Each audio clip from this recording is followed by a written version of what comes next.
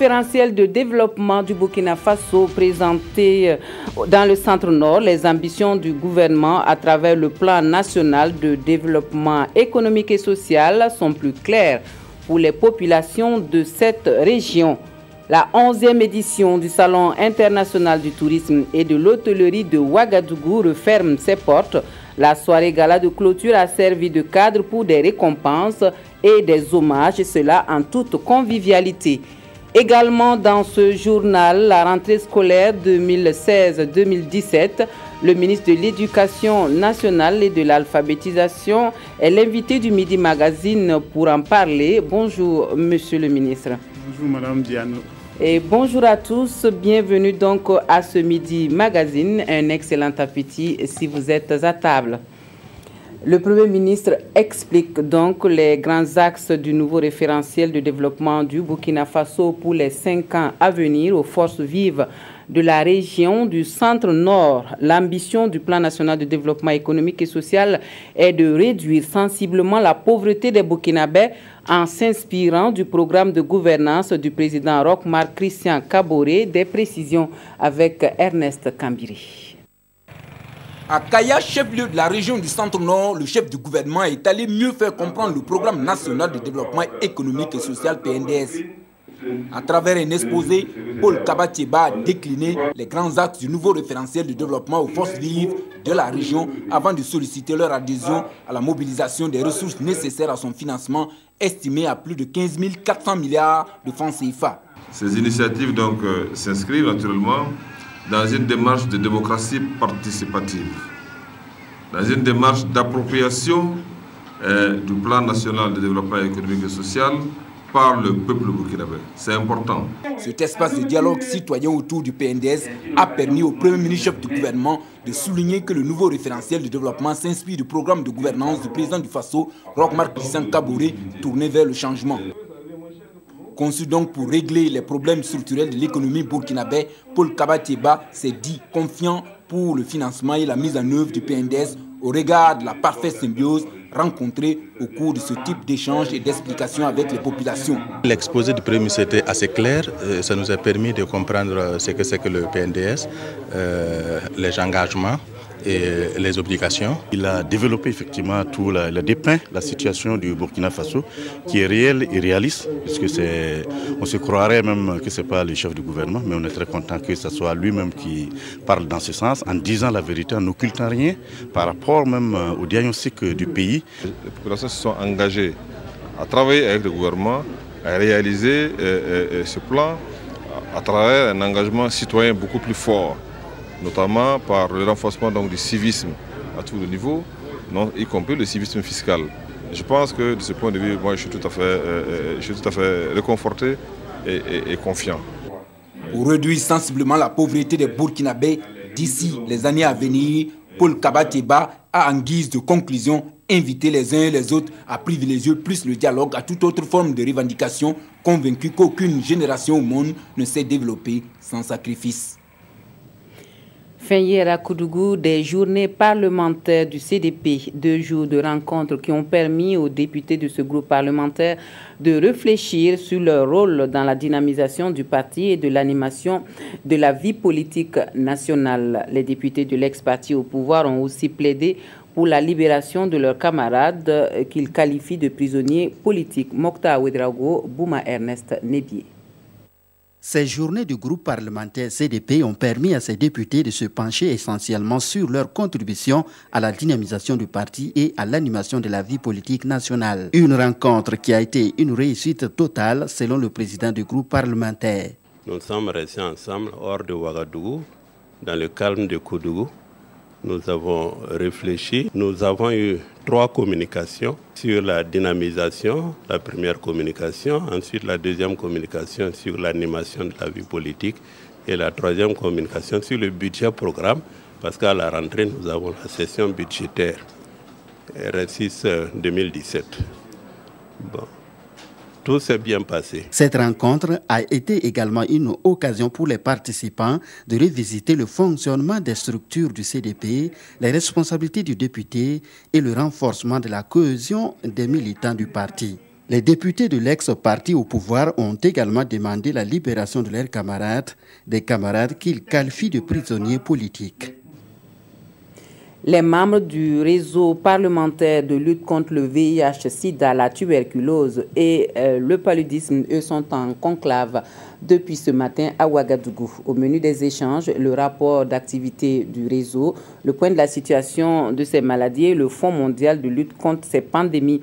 Il est question de mobiliser des ressources financières pour soutenir les pays touchés par ces maladies. Gérard Sommet et Solange Guigma. Ces parlementaires venus de 13 pays de l'Afrique et de l'Europe vont durant 2 jours échanger sur les moyens de lutter contre le VIH-Sida, la tuberculose et le paludisme. Il s'agira également pour eux de s'imprégner des actions des organismes publics, parapublics, des ONG et aussi celles des comités nationaux de lutte contre ces infections virales en vue de mobiliser des fonds pour venir à bout de ces pandémies. Certains pays sont plus que d'autres touchés par ces pandémies. Par exemple, dans les pays du Nord, la tuberculose est totalement éradiquée presque. Le paludisme n'existe pas pour des raisons climatiques. Et il nous paraît important d'avoir une solidarité avec les pays qui, malheureusement, connaissent ces 3 pandémies, même si la lutte contre le VIH est une lutte mondiale. Et c'est clair que notre rôle, il est de celui de faire un plaidoyer auprès de notre gouvernement, de se coordonner, de profiter des expériences de chacune et de chacun, de chaque pays, pour essayer d'améliorer les choses. Et aussi de voir ce qu'on peut faire pour inciter les bailleurs de fonds internationaux à donner plus d'argent pour cette lutte. Ce cadre d'échange apparaît donc comme une opportunité d'enrichissement mutuel et de partage de savoir et d'expérience qui suscite beaucoup d'espoir. D'abord, c'est un honneur qui est fait à notre pays. Deuxièmement, la richesse et la qualité des débats vont contribuer à ce que nous puissions avoir des outils et avec les députés et les sénateurs, lutter efficacement avec nos populations contre ces pandémies-là. Pour les membres de l'Assemblée parlementaire de la francophonie, la synergie concertée des acteurs et des institutions internationales peut à terme vaincre ces infections virales chroniques. Et c'est justement face aux besoins pressants de spécialisation en vue de mieux prendre en charge les pathologies sanitaires que l'unité de formation et recherche en sciences de la santé de l'université professeur Joseph Kizerbo Ouaga 1 s'est doté de nouveaux curricula. Des masters en sciences de la santé et du médicament sont désormais disponibles en son sein et elle vient de valider ce vendredi l'option dermopharmacie et cosmétologie. Des précisions avec Issaka Ouedraogo, Zoubaviel David Dabiré et Omar Zombri. Après la mise en œuvre en 2015 de 7 masters professionnels dont la toxicologie et la réglementation pharmaceutique, cette équipe pluridisciplinaire en sciences de la santé procède ici à la validation de l'option dermopharmacie et cosmétologie. Il s'agit pour ces spécialistes d'outiller conséquemment les praticiens de la santé à travers cours théoriques et pratiques. L'ouverture de ce master est indispensable parce que dans le domaine pharmaceutique, il y avait très peu de formations spécialisées. Même en Afrique, c'est très difficile. Il faut que les gens aillent en Europe. Et comme on a une faculté qui est reconnue au niveau de la formation, au niveau du secteur pharmaceutique, il était nécessaire donc d'ouvrir cette spécialisation en faisant de sorte qu'il y ait des options. Pour la mise en œuvre de ce projet académique, l'UFR-SDS bénéficie de l'appui technique et financier de l'Université libre de Bruxelles et de l'Académie de recherche et d'enseignement supérieur de Belgique, des partenaires qui comptent introduire la notion de qualité dans le système sanitaire burkinabé, conformément aux normes internationales. Nous avons en Belgique une longue expérience dans cette thématique. Et les réglementations en la matière sont assez strictes actuellement, aussi bien en Europe que dans le monde entier. Et donc, la mise en œuvre de ce programme de formation pédagogique ici, à l'université de Ouaga, est vraiment d'actualité. Les cours dans ces différentes options du master en sciences de la santé et du médicament débutent dès la rentrée académique prochaine et concerneront les médecins, pharmaciens et étudiants en 5e année de médecine et de biologie.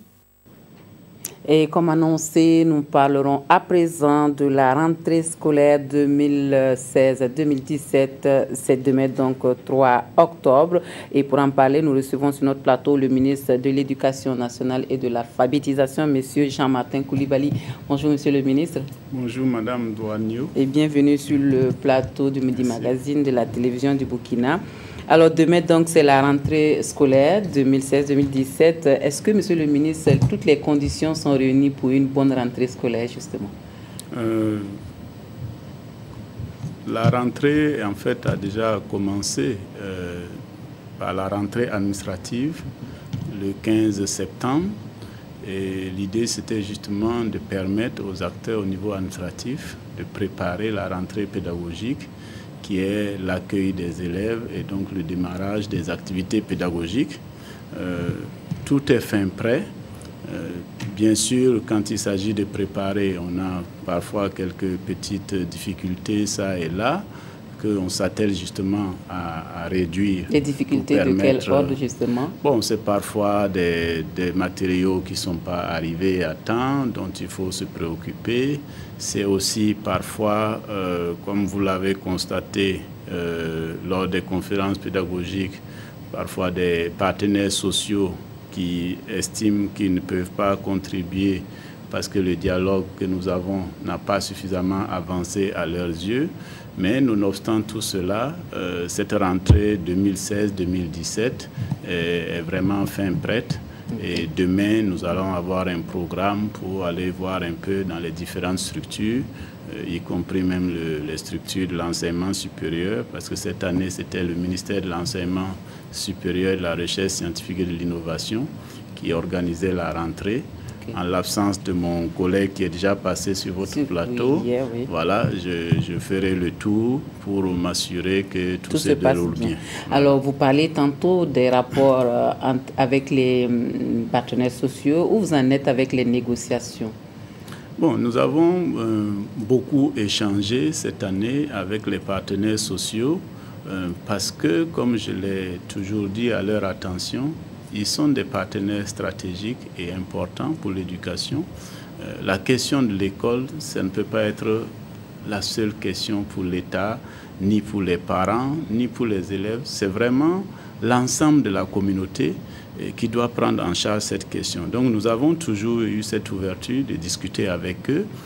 Nous n'avons pas toujours été d'accord, ça je pense c'est parfois c'est normal, mais cela nous a permis de nous entendre sur le minimum et de faire en sorte que justement l'intérêt supérieur de l'éducation et de sa qualité notamment soit préservé. Et c'est dans cette dynamique-là que nous se poursuivons nos échanges. Toute la semaine dernière, nous avons reçu un certain nombre de ces partenaires autour de préoccupations qu'ils ont estimées pressantes. Et sur l'ensemble de ces préoccupations, pour ceux avec qui nous avons discuté, nous avons quand même trouvé des terrains d'entente par rapport à ce qu'il y avait à faire. Okay, alors on va parler d'un problème assez inquiétant et préoccupant, c'est la prolifération des établissements privés. Il y a certains d'entre eux qui ne remplissent pas forcément des critères d'ouverture. Qu'est-ce que vous prenez comme mesure contre ces établissements qui ne sont pas en règle et qui malheureusement ouvrent et recrutent des élèves? Bon, sur cette question-là, j'ai déjà demandé à ce que les parents d'élèves et les populations aident l'administration à les identifier afin que nous puissions leur appliquer les règlements qui s'y. Parce que normalement, aucune école ne doit ouvrir sans avoir reçu une autorisation d'ouverture. La démarche, c'est que si vous avez un projet d'ouverture d'un établissement, vous devez d'abord demander l'autorisation de création. L'autorisation de création, quand elle vous est donnée, vous permet d'aller réaliser le projet en conformité avec un cahier de charges que l'on vous donne. Et lorsque vous avez rempli ces éléments, vous faites une demande d'ouverture qui nous permet à nous, administration, d'aller vérifier qu'effectivement sur le terrain, vous avez rempli toutes les conditions du cahier de charges et c'est seulement après cela qu'on vous donne l'autorisation d'ouvrir. Donc c'est pour dire que lorsque justement des individus prennent des latitudes et des libertés qui ne remplissent pas cette démarche-là, nous sommes effectivement face à des établissements pirates. Est-ce que c'est les contrôles les promoteurs que nous de ces établissements pirates-là, est-ce que vous arrivez à les identifier? Parce qu'on ne peut pas se permettre d'ouvrir une école comme on ouvre une boutique. C'est l'avenir des enfants qui malheureusement, il y en a qui s'autorisent ce genre de faire-là. C'est vraiment dommage, mais malheureusement, ça arrive. Et ce que je veux dire ici, c'est que c'est aussi à la communauté de nous aider, parce qu'en tant qu'État, vous voyez quand même l'étendue de notre pays, nous ne pouvons pas avoir un contrôle exhaustif de tout cela. Vous prenez une ville comme Ouagadougou, mon département ne peut pas avoir un contrôle exhaustif de cela. Quelqu'un crée une école dans son célibatérium et sensibilise ses voisins pour recueillir des élèves. C'est très difficile pour nous d'aller déceler des cas comme ça. Mais si les communautés nous signalent des cas comme ça, nous allons vérifier et nous procédons la plupart du temps à la fermeture parce qu'elles ne remplissent pas les conditions. Il y a également la question des formations dans les écoles de formation privées. Vous avez rencontré les fondateurs de ces écoles-là il n'y a pas longtemps. Quel est l'état des lieux justement dans ce secteur? L'état des lieux, c'est que nous avons un peu plus d'une centaine d'EPIFEP, comme on les appelle chez nous. Et la rencontre que j'ai eue avec les promoteurs, c'était pour discuter des préoccupations qu'ils avaient dans le cadre donc, du partenariat qui nous lie. Je parle de partenariat parce que les produits qui en sortent aident l'État à remplir son obligation régalienne d'offrir une éducation de qualité à tous les Burkinabés. Et donc, les enseignants qui sont du primaire, qui sont formés dans ces écoles-là, passent après des concours pour être recrutés comme enseignants lorsque l'État exprime ses besoins.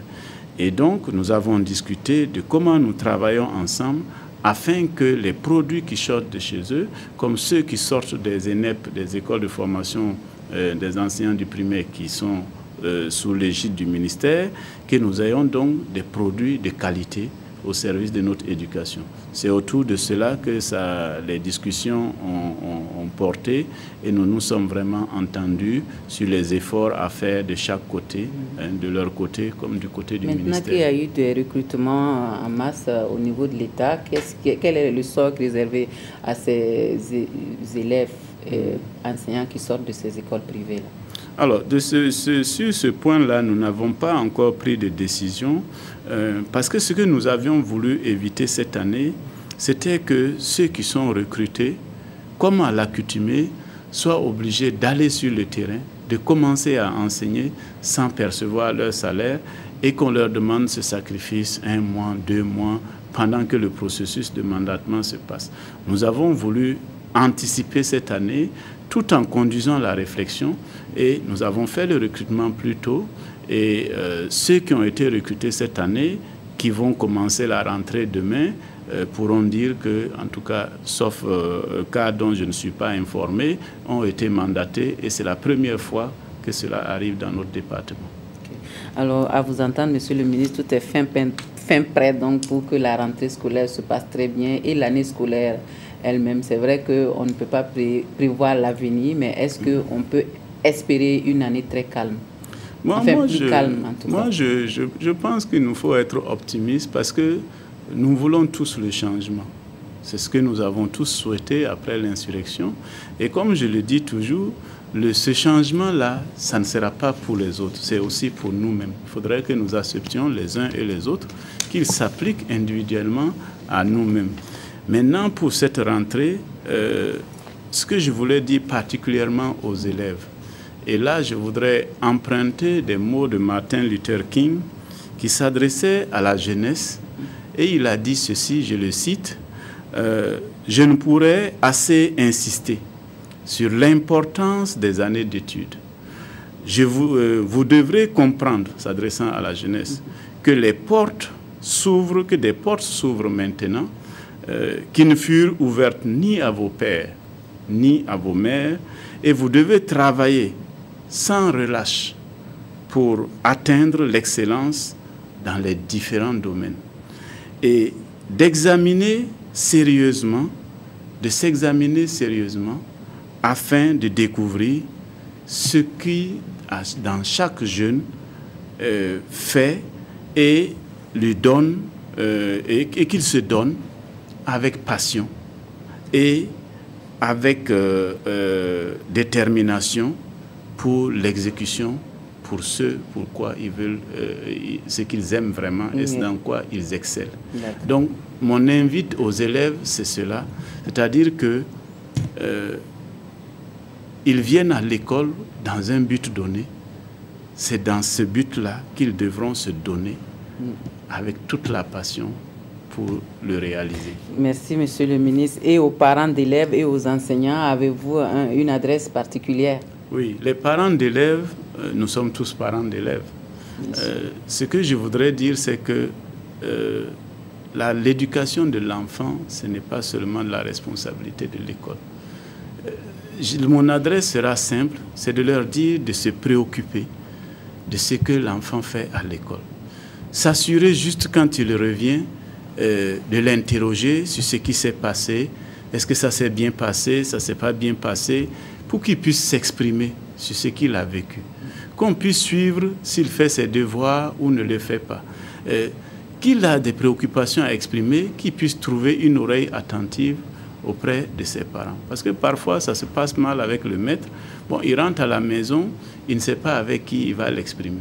Et le lendemain, il retrouve encore le même maître sans que le contentieux n'ait été vidé. Perdu que voilà. Donc, aux parents, je voudrais souhaiter que vraiment ils s'impliquent et qu'ils aient un suivi plus rapproché, qu'ils aillent aussi discuter avec les maîtres de ce qui se passe, des difficultés qu'ils rencontrent ou pas avec leurs enfants, qu'ils participent aux différentes activités de l'école, et c'est comme ça qu'ils feront vivre cette école-là et lui faire atteindre les résultats d'éducation de nos enfants comme nous le souhaitons. Et maintenant, aux enseignants, comme vous le disiez, on le sait, le premier déterminant de la réussite des enfants, c'est l'enseignant. Je ne méconnais pas les conditions difficiles dans lesquelles ils travaillent dans notre pays.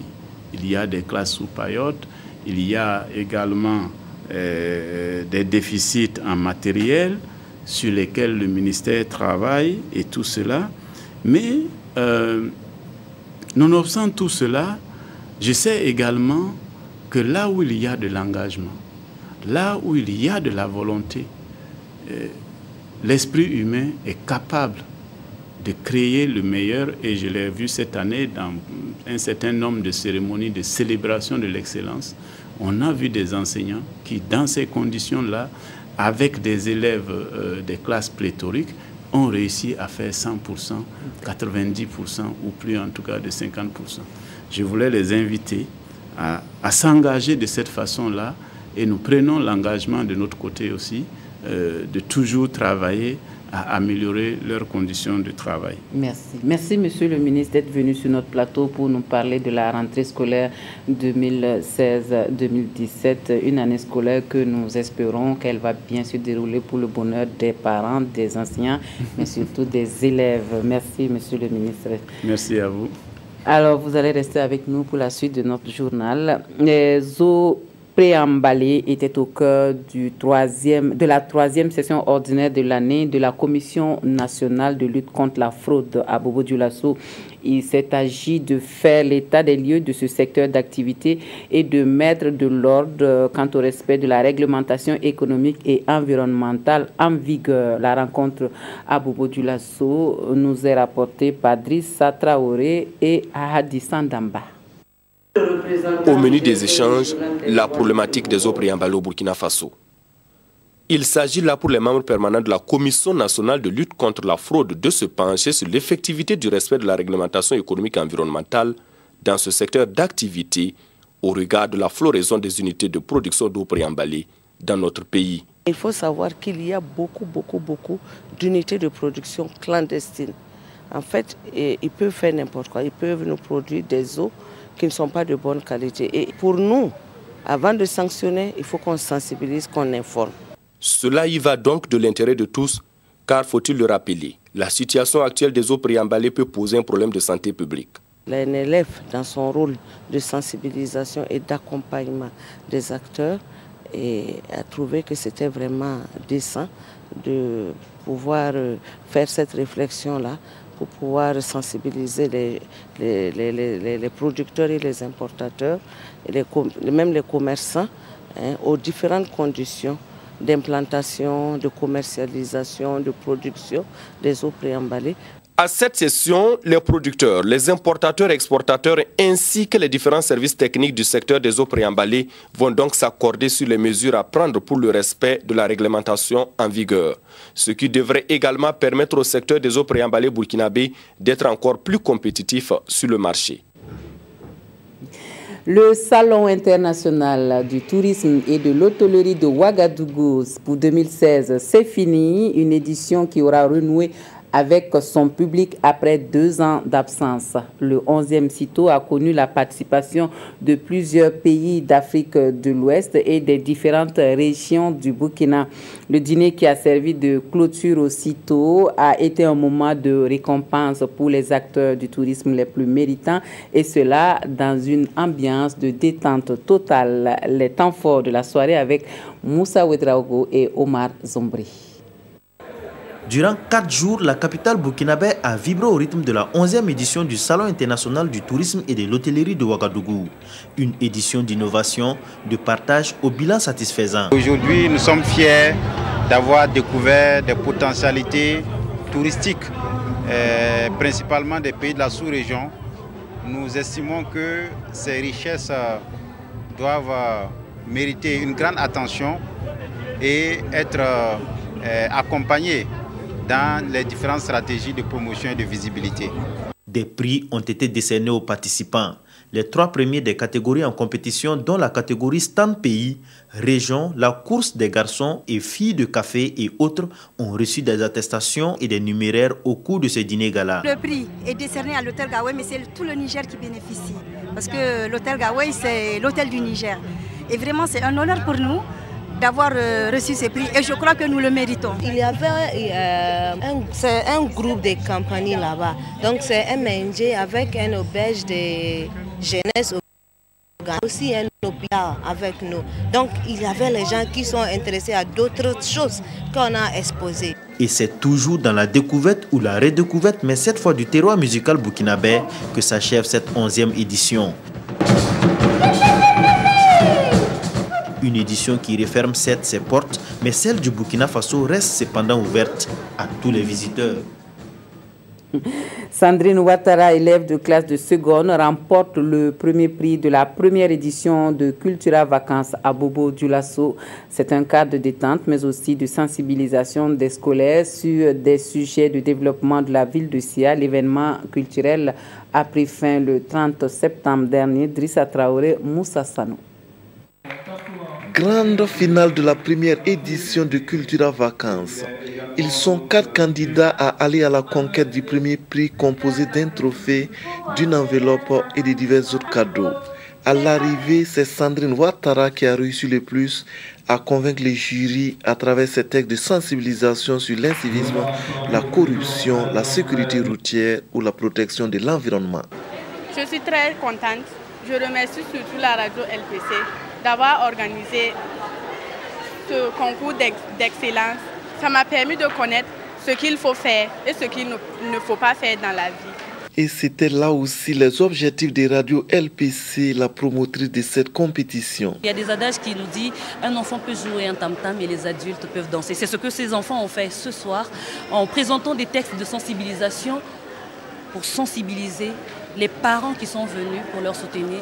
C'était ça le but au fait, pour qu'ils soient des messagers. Très belle initiative, occuper nos enfants pendant ces vacances autour de ce thème très intéressant, c'est-à-dire la sécurité routière, l'environnement et la corruption, est une première et nous l'encourageons. Cette première édition de Cultura Vacances a débuté en juillet dernier et a réuni plus de 100 candidats. Les plus méritants ont reçu divers cadeaux.